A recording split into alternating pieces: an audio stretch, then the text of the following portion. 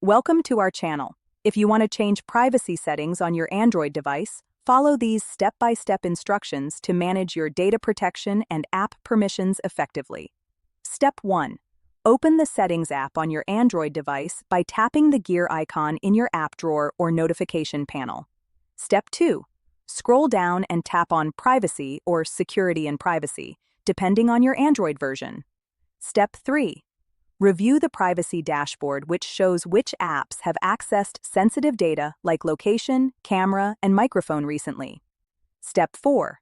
Tap on Permission Manager to see all permissions organized by category such as location, contacts, camera, and microphone. Step 5.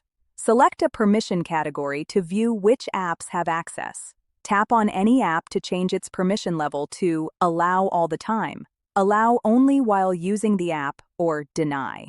Step 6. Navigate back to the privacy settings and tap on Ads or Ad Privacy to manage personalized advertising settings and opt out if desired. Step 7. Review Google Location History and Web and App Activity settings to control what data Google collects about your activities. Step 8.